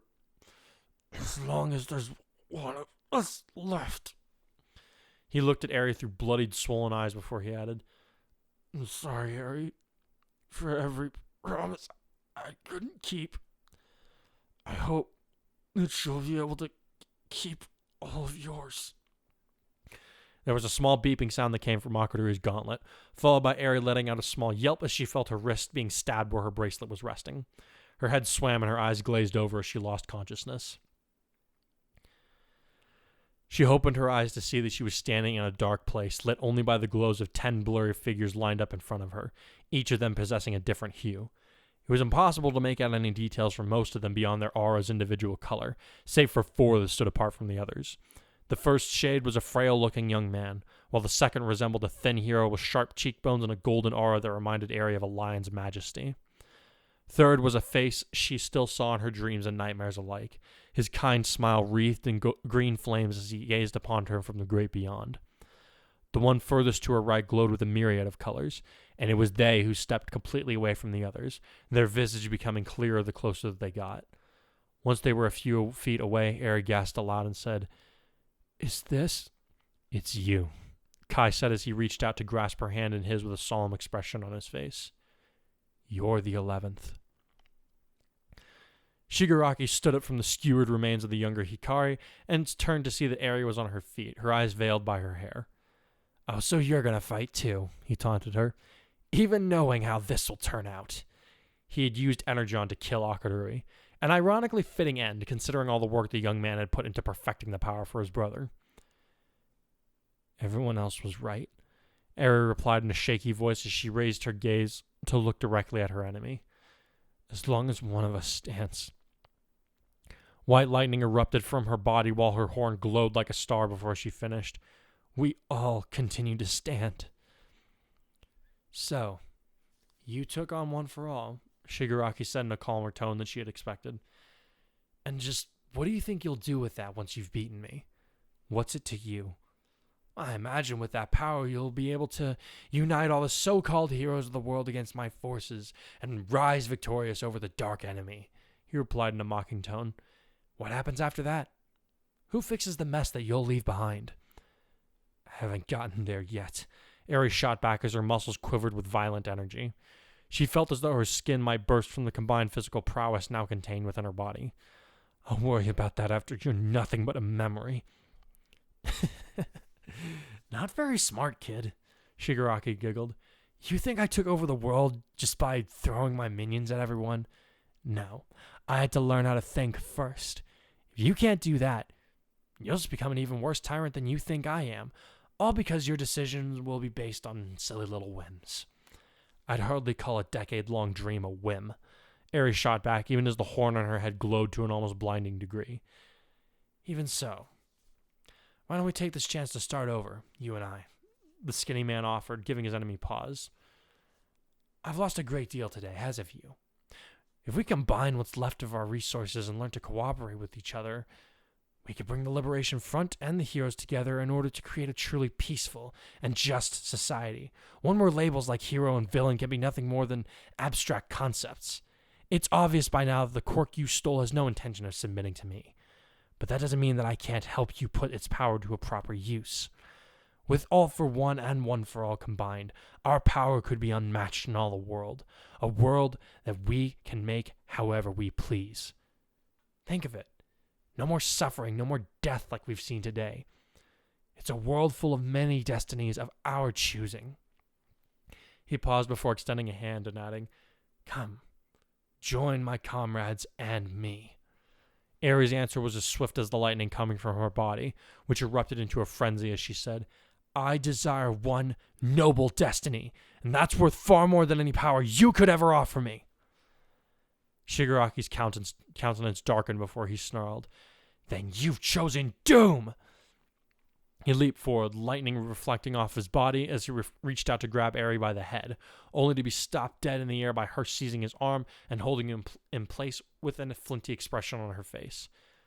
"I'm gonna rewind you until there's nothing left," she told him fiercely. "Even your regeneration abilities won't be able to stop my quirk when it's combined with One for All."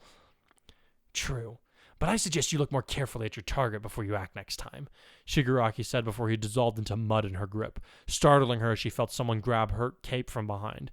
"I've found that Twice wasted a number of opportunities like this one during the time he refused to make doubles of himself. Either way, you're done." She could feel death coming for her now. It wasn't just a concept that she would be forced to reconcile with when the moment came anymore. The time had come. As it descended upon her, she feared it, as all humans do at their core. And in that moment, she could only act based upon that fear. There was no plan, no clever technique that could get her out of this. The only thing she could do was react. "Help me!" she screamed as she turned and threw her body weight against Shigaraki, sending them both tumbling toward the ground, whereupon Eri felt the power inside of her respond to her terror and desperation. The lightning covering her exploded outward, and her vision was completely obscured by the golden light from her horn. She thought that she heard Shigaraki cry out with some unidentifiable emotion for a second, but then it was lost as she felt everything around her begin to change.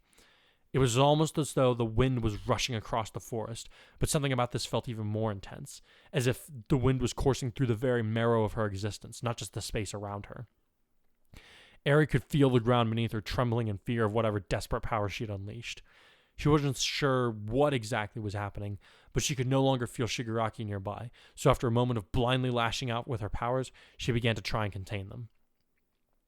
It proved to be more difficult than she would have thought, but somehow she managed to calm the storm of energy and allow the light to die away. The instant that she had, however, her body gave out and she fell flat on the forest floor. As the wind around her began to die down, she found it rather odd that she could hear the rustling of leaves on trees that shouldn't have been there in the first place. Present day. After I woke up, I wandered out of the forest and managed to make my way to a town close by. Eri concluded as she looked out at the stun gathering. Even Aizawa looked supremely unsettled as she went on to say, "I quickly realized what had happened once I reached civilization and saw the date, that I had inadvertently gone past even the normal limits of One for All, and combined it with my original quirk to rewind the world and everyone in it approximately 10 years. The voices of the past users told me to come to UA so that I could get help. When I realized that Kai hadn't been buried yet, it was obvious to me that this would be my best chance to revive him and explain everything to you. I don't know whether or not this means I actually altered the flow of time itself, but whatever the case, you now know my story." There was a long, long silence that followed her words, and when it was broken, it was by a sound most unexpected. Everyone was staring and startled when Kodai's shoulders began to shake while a huge grin split his face before he doubled over with full-body laughter. You gotta be kidding me!" He giggled as everyone looked askance at him, even Mina. "So what you're telling me is there was absolutely no real reason to bring me back to life." He fell over backwards, his laughter building up in pitch and volume until it sounded like he had lost his ability to reason. And with everything that had already happened to him, some of his friends couldn't help but wonder if that truly was the case.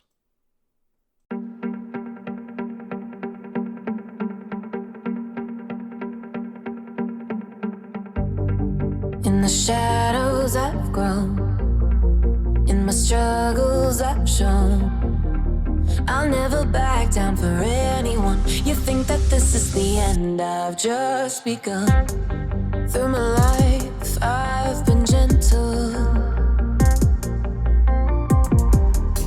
but I know it's in my mental. Stop, need a moment, a component. I try to show it, so soft spoken. Am I broken? No. Who's my next opponent? Every moment pushes me to focus harder, show I can do anything I set my mind to. No obstacle I can't push through. Alright, so that was grim.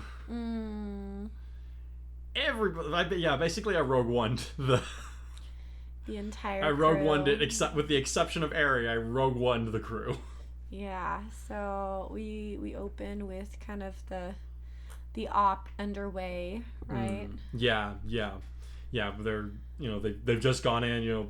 Todoroki and Bakugo are lighting it up, and Dark Shadow's off somewhere causing chaos, and everybody else is doing what they can to help them out. So, they're all causing as many distractions as they can, so that But pretty soon they're realizing it's getting a little. It's too easy. Yeah. It's too easy, yeah. And in case, before anybody rails on me for making the Toga fight too easy, her and Muscular's, their modifications weren't finished. They were incomplete.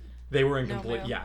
Basically. Okay. Basically, yeah. That was, basically what Toga was, it was, so we see that Shigaraki has a version of twice his quirk, and that he can create clones, so he basically was, for some behind the scenes stuff, basically he made a clone of her, but he wanted it to be more durable than, you break a bone and then you turn into goop.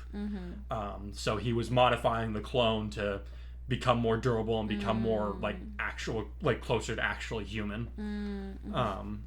So that makes sense. Yeah. But there wasn't really any time for me to get into that in a way that it would make sense narratively. So I was just like, you know what? I'm going to leave it a little bit ambiguous. Like, if anybody wants to listen to the podcast, that's one of the reasons I like doing this, is I can explain a few things off that screen aren't necessarily pertinent to the story. Yeah. Like, I would hope that this doesn't take people out of the experience. But I did want to be able to provide an explanation, but I just couldn't figure out a way to make it work. That part got real dark. It took me aback for a moment. It was supposed to be dark. Yeah, absolutely. But kind of moving forward, all of a sudden there's some explosions and we've got some calm silence happening. Yep. But also we get past the Nomu, find one for all. What'd you think of that fight with Kota and Muscular? That was pretty cool. Yeah. I like that. Got the little bloodbender thing going on there. I know. I was like, the moment you said that, I was like, bloodbending? So to be fair, I don't I looked up these characters to try and figure out their quirks as much as I could. The only thing that I could find on Kota's bio is that he has the ability to shoot water out of his hands. I decided to make the assumption that because he's a child, that's all his quirk allows him to do at that moment. But if he were to train it up, he would be able to do a lot. He would be able to manipulate it, do a lot more. Like, he would be able to get creative with it. Yeah. Because the I want to say because the idea of his quirk is so naive almost. It left me a lot of I feel like it left me a lot of room, like enough ambiguity that I don't think I made a stretch on his abilities very much. I feel like this is something that he could do eventually. Maybe, but it seems like if the quirk is just shooting it out, I don't think that necessarily means he can control the substance itself. He just shoots out the substance. But I don't know. Again, he has a very at this point in his life, the 6-year-old, he would have a very infantile control of his abilities. I guess you could say by the same token, Bakugo at that age could make a little flame. He can make a little pop. He can make a little pop. Yeah. Like it was like those little things that you throw on the ground and they make. Yeah. Basically, he can make poppers and he can make poppers in his hand. Yeah. Yeah. And now he can fire off bullets of nitro sweat that explode away from him. Originally, they just thought that his sweat would ignite on command as long as it was in contact with his hands. Now he can actually shoot it off and have it explode when it hits something else. So that's a different application from what they initially thought it to be. Absolutely. So I'm just again, I don't think I made a very big stretch of the imagination to say that he could do all of these things. That makes sense. I really did have fun with the Pacific Smash move, though. Yeah, that was fun. I was trying to think of a super move name for him, and I'm like, okay. I was like, Deku was one of the heroes he admired. He'd have to have a Smash in there somewhere. I'm like, but he's not gonna go name his moves after the United States. That just doesn't make sense for him. Yeah. But he was like, oh wait, it's water based. The oceans. Oh my gosh. I thought about naming it after one of the lakes in Japan, maybe. But eventually I was just like, nah. I'm like, go big or go home with the super move. So I was like, Pacific Ocean, let's go. There we go. Let's go. So nice. I had fun with that. That was cool. Yeah. So all of the one-off fights were pretty solid. What'd you think of the encounter with Shigaraki? Because something to note for our readers is that this is Shigaraki. This is not All for One in possession of Shigaraki's body. This is Tomura Shigaraki. Yeah, so I mean, he obviously handles things very differently from All for One, because All for One is just like, don't give him a chance to think. Just, you know, if he's in charge, we're just gonna destroy everything. No, Not everything, but All for One plays with his food. no, yeah, but that's what I'm saying. Like, once he set his mind on something, he doesn't sit there and talk about it. If he's got a goal, he executes said goal. That's why him battling inside of himself during this fight recently in the story. Sorry if that was a spoiler. She's talking about My Hero Academia, yeah. not Your Hero. Yeah, but that's why that handicapped Shigaraki a little bit, because he's having this battle within himself about how to handle things. Yeah. And so I think that Shigaraki has, you know, obviously we know he has completely different goals from All for One, and from that, and they have similar goals. Like All for One literally just wants to become the perfect villain that ever existed, basically, as I understand it, anyways. Shigaraki just wants to get rid of anything that he doesn't like. They're, you know, similar. It's like it's different enough, but there are similarities there. But each of them has a big enough ego that they want to do it their own way. This is true. But at the same time, we also see this Shigaraki has learned, like, he's taken over the world basically at this point. You can't do that by being stupid. Oh yeah, no. You can't do that by throwing a tantrum or whatever doesn't go your way. No, yeah, he's learned. That's not what I mean. But okay. It's what I mean is, you know, if it was All for One, once he had these guys in his clutches, it's game over. They're dead. Bye. Because there's not really much to be gained aside, you know. I mean, I don't know. We've seen the lengths that he's going to get One for All, and something, and you know, maybe that's a leftover of All for One in Shigaraki, but he still wants One for All. He hasn't been able to make it do what he wants. Yeah. So I don't know. I guess fine. I guess I didn't get it. It went over my head. No. I'm like, how do I put like. I guess I just don't understand the characters as well as I thought I did, because clearly what I'm coming up with is not true. I mean, hey, what you're coming up with might be more in line with what the other readers are gonna, and maybe I didn't carry my ideas across well enough. But you know, basically, Shigaraki's been trying to get One for All to do what he wants it to do, hasn't been able to work it. I think what I was trying to get at is that I think that if All for One knew about Akururi's abilities to the extent that Shigaraki does.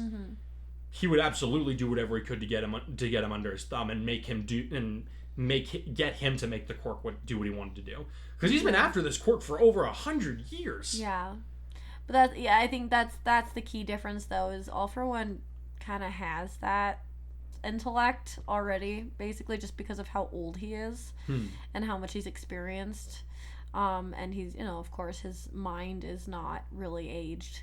But even though he has, but Shigaraki is still relatively young. He's middle aged at this point. He would be, if I remember, he would be in his early 30s, I believe. Yeah, exactly. So he's still relatively young, and compared to One for All. Yeah. I mean, this is true. This is true. And so it makes more sense that he'd be slower to the punch, because I don't necessarily think One for All would even necessarily want to use that quirk unless he was just manipulating the person behind it. You mean All for One? Yeah, you know. You said One for All. I don't know. Stop asking me questions. But that's the whole point of this. Sorry. Yeah. It was kind of difficult. Like, honestly, I think that was one of the more difficult conversations that I've had to write, was between him and Akururi. Because you have these two very intelligent people, like they're trying, like, Shigaraki's not trying to fool anybody. They all know what he's about. Akururi's having to fool him in a way that it makes it seem like he's just giving up enough to let Shigaraki think that he's more or less won, or at least won enough to let everybody else go for the day. Yeah. What'd you think of him pulling a fast one with Blood Curdle? With Akururi infecting Shigaraki with Stain's quirk. Is that what happened? Yeah. I was very confused. You were confused. I didn't understand any of that. So basically, what he did was he pulled a switcheroo. So he gave Eri the One for All container, and he took Blood Curdle because he was able to find it in the. I was just like, Yeah, absolutely. Shigaraki would have at least one copy of Blood Curdle in his quirk arsenal. Like, that's just too good of a power to, like, not use it. Or at least keep it ready for use in a Nomu. Okay, yeah, that completely went over my head. I didn't even know. Because Blood Curdle works automatically. Like, all the user has to do is taste somebody else's blood. That person becomes paralyzed automatically. So like, if a Nomu bit somebody, you know, they're paralyzed, Nomu can finish the job. So, like, there's like, if Shigaraki's in this position of power, there's no way he doesn't have Stain's quirk. I didn't even remember that was Stain's quirk, if I'm honest. Oh, okay. All I remember about Stain is crazy wants to kill everyone, knife man. So I genuinely forgot that was even his quirk. Wants to kill everybody but All Might and people who are like All Might. Yeah, apparently. Yeah. But yeah, so all that to go together, and I was like, this is how I get, like, because honestly, I almost wrote myself into a corner there. I was like, I sat there for like a good 2 or 3 days thinking, I'm like, Akudori has to figure a way out of this, like, just enough that they get the quirk away from him. Like, cause he's not gonna let this go. He's not gonna let this go. Like, he can be blinded, like, Shigaraki could be blinded by his desire just enough that he kind of ignores the, like, not obvious trap, but he should have been more careful, but he wasn't, because he was just like, yes, finally. Like, like any number of gamers are out there waiting for the next PlayStation 6 to come out. And then they're going to be waiting in line for like 3 days just so that the store can open up, and then they all run in and get their newest console. But he's been doing this for like a decade. So he, I think, is still immature enough, like you were saying earlier, to get impatient at the last second and just be like, okay, cool, I've got this, stab. Yeah. Oh wait, that was the wrong quirk. Yeah. And Akudori's just sitting there like, you're an idiot. So yeah, he uses Blood Curdle to paralyze Shigaraki. Okay. All right. And then they start tearing into Shigaraki. Basically, starts infecting his brain with nanites. Yeah, but unfortunately, the regeneration is just too strong. It's too much. Yeah. Akudori had a shot. He took it. Swing and a miss. Yeah. More like, actually, no, he didn't completely miss. Like, Shigaraki even says, he's like, he almost got me. And like, that's why he's like so incensed at the end of it, where he's just like, you know what? I don't care anymore. Everyone dies. But what was the other thing? I thought originally about leaving it ambiguous as to whether or not some of the other heroes survived, but then eventually I was just like, well, the whole world's getting rewound at this point, you know, like it wouldn't really even matter. So like, to have all of them die and then Shigaraki use those memories of them dying against these two students just to add insult to injury, just rub salt in the wound, like, that seems like something he would do. And I mean, I think it makes sense too that for Eri to go, you know, obviously she didn't intend to do what she did completely, but in order for her to be in that much emotional turmoil that she rewinds the whole world, like, that has to be like excruciating, right? Yeah. And so I think it makes sense that she would have that going on in her, playing in her mind, and then of course losing Akurui, and basically, like, so for those of you who question the logistics of how this happened, basically Eri did her 1-for-all 1,000,000% moment. Like, Deku didn't actually use 1-for-all 1,000,000% or whatever in this canon. He didn't get the chance to do that because Yang came in and was able to help him finish off Muscular. But, you know, we have seen 1-for-all go way beyond the normal limits and, you know, almost destroy its user. But, that was basically what happened here. Was she just reacted, didn't, like, there wasn't any technique to it. She was just exuding power. She just threw a Hail Mary as hard as she could. And just exuded as much power as she possibly could. Yeah. And then, you know, the vestiges helped her as much as they could. But yeah, so yeah, I think I mentioned before that she did not rewind everything on purpose. Which is kind of why things are somewhat of a mess at this point. Because she's just doing this whole thing flying by the seat of her pants. Yeah. Like, she kind of had a plan about how to resurrect Kurai, but that was it. Like, everything else she's been doing, like in retrospect, like, at that point, like, all she's got is this child's perspective of, oh, when my hero died, that's when everything started going downhill. Yeah, like even at the And beginning of this so- narrative, she says it all begins with Kai. It all begins with the death of Kai, his passing, and the loss of One for All changes everything. Mm-hmm.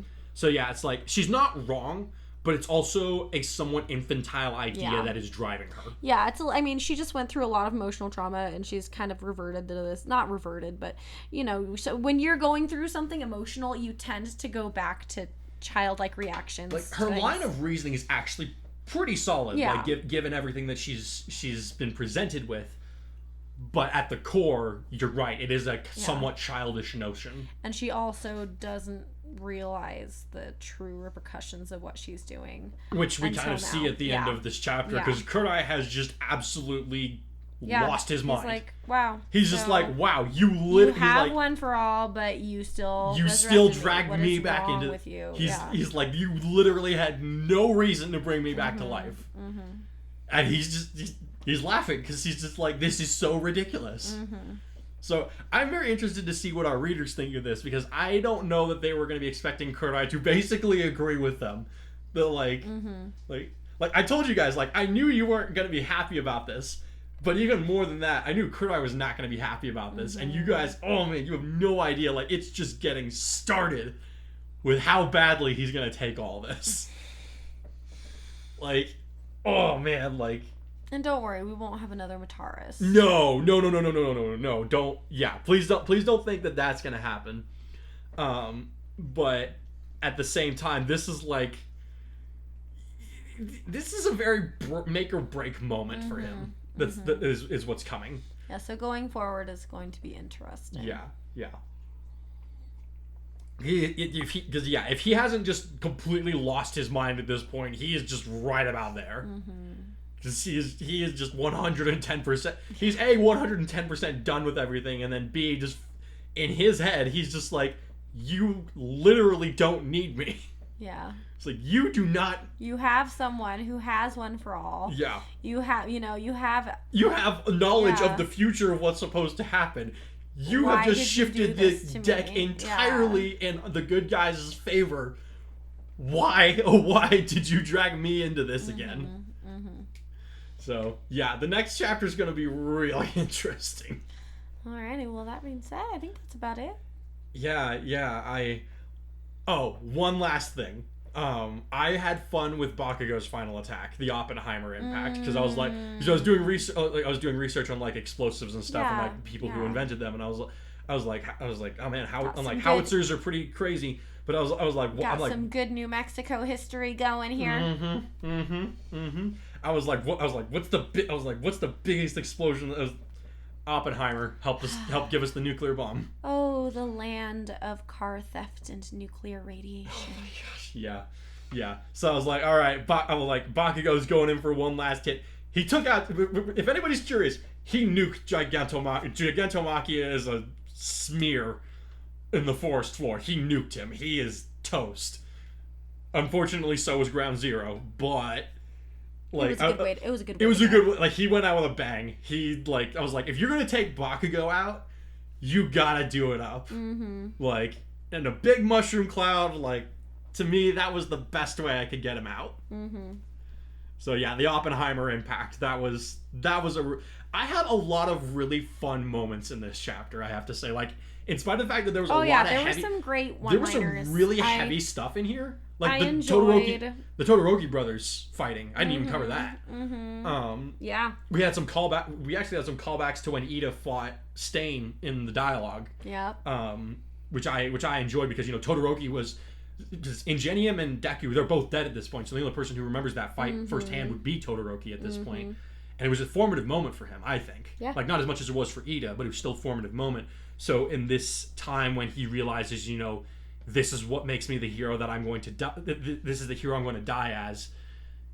He's calling back to one of his formative moments. Yeah. So the Arctic Prominence Burn is born. No, that was cool. I did really enjoy the fight between the Todoroki brothers. Yeah. Yeah. I'm very interested to see how their rematch goes. I have no doubt there's a rematch coming between them two in the canon in the canon anime, and I'm really interested to see how that goes. Oh yeah. But what did you think of Dabi just kind of letting Shoto live just for shits and giggles? I mean, it was very how do you say? Because like his whole thing is about making Endeavor suffer. Mm-hmm. But I also thought that like once Endeavor was out of the way, you know, if he killed Endeavor Who was the first, next one to hate? Yeah. And to me, it was the like in his head, the logical next step would be, okay, now we make Shoto suffer, because when he was born, that just sealed my fate as being tossed aside by Endeavor. And rather than follow my path of being my father's antithesis, he's followed in his footsteps, which pissed him off even more. It made sense. I thought it would make sense to like, he asked him, why'd you let me live? And he's just like, I was honestly curious to see what would happen to you if you experienced everything that happened to me. He's like, you being born ripped everything away from me, so I ripped everything away from you. Yeah. Now where are we at? Yeah, like, and it was like almost the way you're supposed to look at Itachi before you find out what really happened. Like that's the vibe I got. Okay. Because that's the way you're supposed to think of Itachi before you get the true story, right? Okay. And so, like, for anyone who doesn't understand, it's a Naruto reference. Yeah. And so there's a brother who. If you haven't watched Naruto, you're making a mistake. Yeah. So it's just like, and everyone should know this because it's been out for freaking years. But it's like, there's an older brother who murders his entire clan except for his younger brother, and for the majority of the story, you think it's because he left his little brother to live just because he wanted him to suffer and get more powerful. He basically wanted he was like, now that you've suffered, let's see if you can get as much power as I have. Exactly, and that's what you're left to believe for the majority of the story, and then he's like, nobody in our clan offered me a challenge. Maybe you can. Yeah, so that was what we were left to believe, and so that's kind of the vibe I got. Okay. Honestly, like, I didn't think about that. I didn't think about that. Yeah. But, like, I see the parallels as soon now. as the conversation happened, I was like, oh, he's pulling like a Itachi here. Okay. No, honestly, like, I didn't consider that really? at all. That's interesting. That's yeah, funny. For me, I'm like, well, yeah, it's like the same thing. You kill someone, older brother kills entire family, leaves younger brother to live just for shits and giggles. Like, man, I did not think about that. That's so funny. Because that's exactly what I was like, oh, okay. Yeah. Okay. All right. Well, yeah. All right. See, this is why I need you on these things, because I don't think about things enough. I'm glad I had something to contribute. I felt like I wasn't coming up with much today. I appreciate you came up with quite a bit. Like, I think the first segment we were a little tired, but I think now we're more into it. Yeah, well, we're more awake. It's like when the kids first go to bed, we're like brain dead, and then the longer they've been asleep, we wake up, our brains get going. The exhaustion, the emotional exhaustion wears off a little bit. But, all right, guys, thank you very much for indulging us. We had a lot of fun with this chapter. We'll be back in 2 weeks, and then hopefully we can get a rapid fire catch up going soon after. Yeah.